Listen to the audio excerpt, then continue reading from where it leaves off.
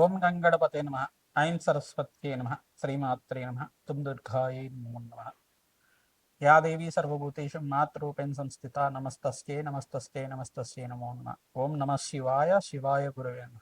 క్లీం కృష్ణాయ గోవిందాయ గోపీజన వల్లభాయ శ్రీకృష్ణ పరబ్రహ్మణే పరంజ్యోతిషే నమ. త్రాందత్తాత్రేయాయ నమ. యూట్యూబ్ ప్రేక్షకులందరికీ కూడా నమస్కారం అండి. నేను పాలపర్తి గురునాథ్ శర్మ.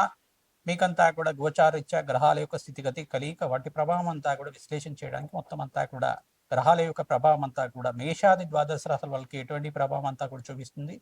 ఈ రోజున మనం అంతా కూడా చెప్పే విషయం ఏంటిదంటే ఫిబ్రవరి నెల ప్రధానంగా చూసుకుంటే ఫిబ్రవరి నెలలో అంతా కూడా వార ఫలితాలంతా కూడా విశ్లేషణ చేయడం జరుగుతుంది. 15వ తారీఖు నుంచి 22వ తారీఖు దాకా వార ఫలితాలంతా కూడా చెప్పుకోవడం. ఈ వార ఫలితాల్లో భాగంగా ప్రధానంగా చూసుకుంటే ఈ యొక్క శివరాత్రి రోజున ఆదివారం వచ్చింది. ప్రధానంగా 15వ తారీఖు రోజున శివరాత్రి అంతా కూడా పరమేశ్వరుడికి ప్రీతికరంగా అభిషేకాది కార్యక్రమాలు ఆచరించుకోవడం విశేషంగా చెప్పుకోవడం జరుగుతుంది. శివరాత్రి యొక్క ఇతిహాసం అంతా కూడా చూసుకుంటే శివపురాణం ప్రకారంగా పరమేశ్వరుడికంతా కూడా ఆవిర్భావం జరిగింది, లింగోద్భవం అంతా కూడా జరిగింది అని చెప్పేసి, లింగ ఆవిర్భావం అంతా కూడా జరిగింది, లింగోద్భవ కాలం అని చెప్పేసి అంటారు. ప్రధానంగా లింగోద్భవ కాలం అని చెప్పేసి అంటారు.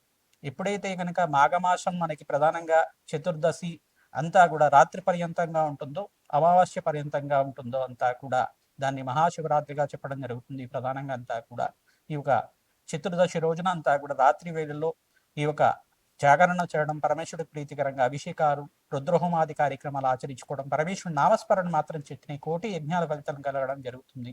కైలాసవాసి అయిన పరమేశ్వరుడు అంతా కూడా ప్రధానంగా మంగళకరుడు, బోలాశంకరుడిగా చెప్పడం జరుగుతుంది. ప్రధానంగా భక్తులకంతా కూడా వరాలిచ్చే దేవతగా చెప్పడం జరుగుతుంది. ఎవరైతే కనుక పరమేశ్వరుడు ప్రీతికరంగా ప్రతినిత్యం కూడా అభిషేకాలు చేస్తూ ఉంటారో నిత్యమంతా కూడా కోరిన కోరికలంతా కూడా తీరడానికి ఆస్కారం ఉంటుంది. ప్రధానంగా పరమేశ్వరుడు ప్రీతికరమైన అభిషేకాలంతా కూడా చూసుకుంటే ఈ ద్రవ్యాలతో అభిషేకం చేయడం వల్ల శ్రేష్టమైన ఫలితాలు పొందడానికి ఆస్కారం ఉంటుంది. చెరుకు రసంతో అభిషేకం చేస్తే కనుక మహాలక్ష్మి అనుగ్రహం కలుగుతుంది. ప్రధానంగా పరమేశ్వరుడు అనుగ్రహం అంతా కూడా కలుగుతుంది. తద్వారా మీకంతా కూడా అష్టైశ్వర ప్రాప్తి కలగడానికి, లక్ష్మీ కుబేర యోగం సిద్ధించడానికి ఆస్కారం ఉంటుంది. తేనెతో అభిషేకం చేయడం వల్ల వాక్శుద్ధి పెరుగుతుందట. ప్రధానంగా తేనెతో అభిషేకం చేయడం వల్ల మహాశివరాత్రి రోజున మీకంతా కూడా మంచి పుత్ర సంతాన యోగం సిద్ధించడానికి కానీ, వాక్శుద్ధి పెరగడానికి కానీ, మీ వాటకు వెలుగు పెరగడానికి కానీ, సంఘంలో గౌరవం పెరగడానికి కానీ, అష్టైష్ ప్రాప్తి కలగడానికి కానీ జరుగుతూ ఉంటుంది. ఈ యొక్క ఆవునైతో అభిషేకం చేయడం వల్ల దేహ ఆరోగ్యము, సంపూర్ణమైన ఆరోగ్యము, వజ్రదేహం అంతా కూడా కలగడానికి ఆస్కారం ఉంటుంది. మంచి వచ్చస్సు అంతా కూడా కలుగుతుందట. చక్రతో అభిషేకం చేసుకోవడం వల్ల స్థిరలక్ష్మి స్థిర నివాసంగా ఉంటుందని చెప్పేసి అంటారు.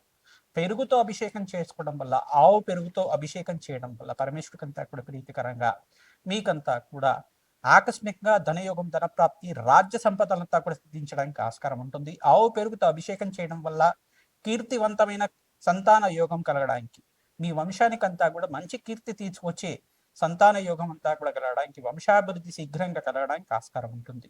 ప్రధానంగా ఈ యొక్క ఫలోదక జలాలతోటి, వివిధ ఫలాలతోటి అభిషేకం చేయడం వల్ల విశేషమైన పుణ్యప్రాప్తి కలుగుతుంది. కోటి యజ్ఞాల ఫలితం, శతసహస్ర అశ్వమేధ యాగాదుల ఫలితం అంతా కూడా ఈ యొక్క శతకృత కోటి యజ్ఞ ఫల ప్రాప్త్యర్థం అని చెప్పేసి అంటారు.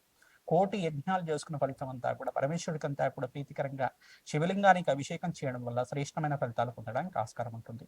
ప్రధానంగా ఈ యొక్క దానిమ్మ రసంతో అభిషేకం చేయడం వల్ల శ్రేష్టమైన ఫలితాలు పొందుతారు. అప్పుల బాధలు తీరడానికి ఆస్కారం ఉంటుంది. ప్రధానంగా అన్నాభిషేకం చేయడం వల్ల మీ జాతకరీత్యా ఉన్న అంగారక దోష నివారణ అవ్వడానికి ఆస్కారం ఉంటుంది.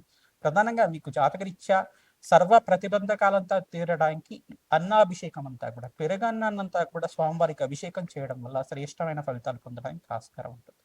ప్రధానంగా స్వామివారికి ప్రీతికరంగా ఈ యొక్క ద్రాక్షరసంతో అభిషేకం చేయడం వల్ల అపముచ్చ దోష నివారణం అంతా కూడా కలుగుతుందట. ప్రధానంగా అపముచ్చ దోషాలంతా కూడా పోయి దీర్ఘాయుష్మంతం కొరకు, ప్రధానంగా దీర్ఘాయుష్మంతం ఫలదిద్ది కలుగుతుందట. సంపూర్ణమైన ఆరోగ్యము, యశస్సు, కీర్తి ప్రతిష్టలంతా కూడా పెరుగుతాయి. ప్రధానంగా పరమేశ్వరుడు ప్రీతికరంగా ఈ మూలమంత్రంతో అంతా కూడా మూలమంత్ర సహితంగా, పంచాక్షరి మూలమంత్ర సహితంగా రుద్ర సంపుటితంగా హోమాది కార్యక్రమాలు ఆచరించుకోవడం వల్ల, పాశుపత హోమాది కార్యక్రమాలు ఆచరించుకోవడం వల్ల శీఘ్ర కళ్యాణ యోగం సిద్ధిస్తుంది. శివపార్వతుల కళ్యాణం అంతా కూడా ఆచరించుకోవడం వల్ల కళ్యాణ యోగ ప్రాప్తి కలుగుతుంది. మేషాది ద్వాదశ రాశుల వాళ్ళకి ఈ వారంలో అంతా కూడా అఖండ పుణ్యప్రాప్తి కలగడానికి ఆస్కారం ఉంటుంది. ప్రధానంగా చూసుకుంటే కుంభరాశిలో అంతా కూడా 4 గ్రహాలు సంయోగం అంతా కూడా జరుగుతుంది. ప్రధానంగా ఈ యొక్క మకర రాశిలో అంతా కూడా అంగారకుడు, చంద్రమంగళ యోగంలో అంతా కూడా ఉంది. ప్రధానంగా చూసుకుంటే శనీశ్వరుడు అంతా కూడా మీనరాశిలో సంచారం చేస్తున్నారు. ప్రధానంగా ఈ సంచారం అంతా కూడా బృహస్పతి సంచారం అంతా కూడా మిథున రాశిలో సంచారం జరుగుతుంది. ఈ యొక్క రాహు, సూర్యుడు, బుధుడు, శుక్రుడు కలయిక అంతా కూడా జరుగుతుంది. ఈ గ్రహస్థితి ఈ రకంగా ఉంది కావున ప్రధానంగా చూసుకుంటే ఈ వారంలో ఫిబ్రవరి నెల 15వ తారీఖు నుంచి ఉన్న వారంలో అంతా కూడా మీకంతా కూడా అష్టైషు ప్రాప్తి కలగడానికి అఖండ పుణ్యయోగం సిద్ధించడానికి ఆస్కారం ఉంటుంది. ధనయోగ ప్రాప్తి వారాంతంలో అంతా కూడా పరమేశ్వరుడు అనుగ్రహం వల్ల మంచి శుభవార్త వినడానికి ఆస్కారం ఉంటుంది. శీఘ్ర కళ్యాణ యోగం కోసం ఈ పరిష్కారం అంతా కూడా ఆచరించండి. తద్వారా మీకంతా కూడా మనోవాంఛలంతా కూడా ధర్మపదమైన కోరికలంతా కూడా తీరడానికి ఆస్కారం ఉంటుంది. రాజ్యయోగ ప్రాప్తి కలుగుతుంది. తద్వారా మీకంతా కూడా అష్టైశ్వర ప్రాప్తి కలగడానికి ఆస్కారం ఉంటుంది. లింగోద్భవ కాలంలో అంతా కూడా అఖండ పుణ్య ప్రాప్తి, పరమేశ్వరుడు యొక్క నామస్మరణం చేతి అక్కడంతా కూడా దేవాలయ ప్రాంగణంలో ఆవునేతో దీపారాధన చేయడానికి ప్రయత్నం చేయండి. తద్వారా విశేషమైన పుణ్య యజ్ఞాల ఫలితాలను కలగడానికి ఆస్కారం ఉంటుంది. జాగరణ చేసి పరమేశ్వరుడికి ప్రీతికరంగా పురాణ పట్టణం అంతా కూడా చదువుకోవడం వల్ల శ్రేష్టమైన ఫలితాలు పొందడానికి ఆస్కారం ఉంటుంది.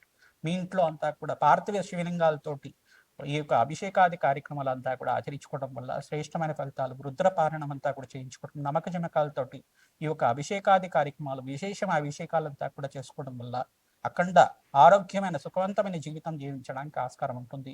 వంశాభివృద్ధి కలుగుతుంది, వృత్తిలో అభివృద్ధి కలుగుతుంది, ఉద్యోగ ప్రాప్తి కలుగుతుంది, విదేశాన స్థిరత్వం కలుగుతుంది, విద్యలో అభివృద్ధి కలగడానికి ఆస్కారం ఉంటుంది. ఓం నమ శివాయ. శివాయ గురువే నమః.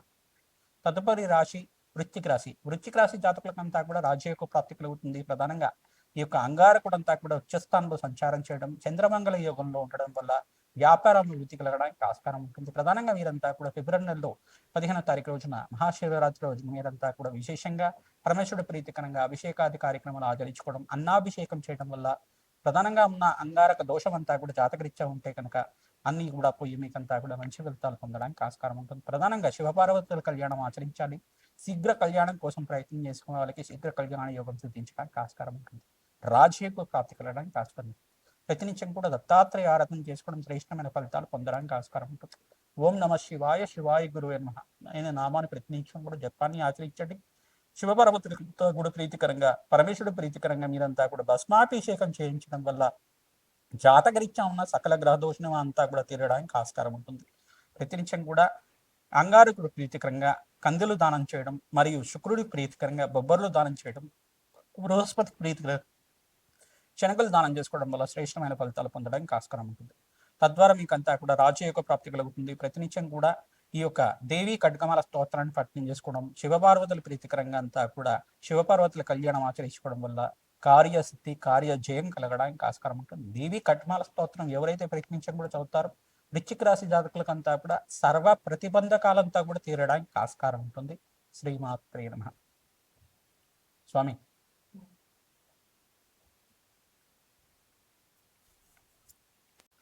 మేషాది ద్వాదశ రాశుల వాళ్ళకి ఈ వార ఫలితాలంతా కూడా ఫిబ్రవరి నెల ఫలితాలంతా కూడా చెప్పడం జరిగింది. నెల ఫలితాల్లో భాగంగా ఈ వార ఫలితాలంతా కూడా 15వ తారీఖు నుంచి ఉన్న వార ఫలితాలంతా కూడా విశ్లేషించడం జరుగుతుంది. ప్రధానంగా మీకంతా కూడా చూసుకుంటే మేషాది ద్వాదశ రాశి వాళ్ళు ప్రతినిత్యం కూడా ఈ యొక్క పరిహారాలంతా కూడా ఆచరించడం వల్ల శ్రేష్టమైన ఫలితాలు పొందుతారు.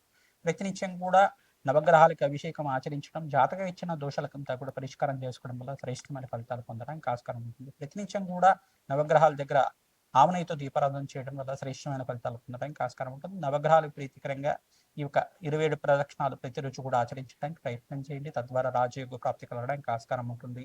రావి చెట్టు దగ్గర కూడా ఆవునేతో దీపారాధన చేయడం, చిమిలినంతా కూడా నివేదన చేయడం వల్ల, చీమలకి ఆహారంగా చిమిలినంతా కూడా నివేదన చేయడం వల్ల రాజయోగ ప్రాప్తి కలుగుతుంది. గోమాత సేవ చేసుకున్న వాళ్ళకి, మేషాది ద్వాదశ వాళ్ళకి ఈ వారంలో అంతా కూడా మంచి శుభవార్త వినడానికి ఆస్కారం ఉంటుంది.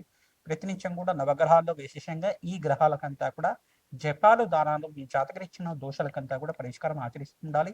మేషాది ద్వాదశ వాళ్ళు ప్రధానంగా చూసుకుంటే శనీశ్వరుడికి, శుక్రుడికి, బృహస్పతికి, రాహుకి, అంగారకుడికి, బుధ భగవానుడికంతా కూడా ఈ గ్రహాలు ప్రధానమైన గ్రహాలు కావున ఈ గ్రహాలకంతా కూడా జపాలు, దానాలు ఆచరించుకోవడం వల్ల రాజయోగ ప్రాప్తి కలుగుతుంది. కార్యసిద్ధి, కార్య జయం కలగడానికి ఆస్కారం ఉంటుంది. ఎవరైతే ప్రతినిత్యం కూడా శని భగవాన్ ప్రీతిగా తైలాభిషేకం ఆచరిస్తుంటారో అఖండ రాజయోగ ప్రాప్తి కలుగుతుంది. తెల్లలు దానం చేసుకోవడం వల్ల సకల గ్రహదోష నివారణ అంతా కూడా తీరడానికి ఆస్కారం ఉంటుంది. ఆకస్మికంగా ధనయోగ ప్రాప్తి కలగడానికి ఆస్కారం ఉంటుంది. ప్రతినిత్యం కూడా గోమాత సేవ చేయడం, ఈ యొక్క గోమాతకంతా కూడా గోంగూర కానీ తోటకూర కానీ నివేదన చేయడం వల్ల రాజయోగ ప్రాప్తి కలగడానికి ఆస్కారం ఉంటుంది. మహాశివరాత్రి రోజున విశేషమైన అభిషేకాలంతా కూడా ఆచరించడానికి ఆస్కారం ఉంటుంది. ప్రధానంగా నారికేల జలంతో కానీ, ప్రధానంగా చెరుకు రసంతో కానీ, ద్రాక్షరసంతో కానీ అభిషేకం చేయడం వల్ల శ్రేష్టమైన ఫలితాలు పొందడానికి ఆస్కారం ఉంటుంది. రాజయోగ ప్రాప్తి కలుగుతుంది. శ్రీమాత్రే నమః.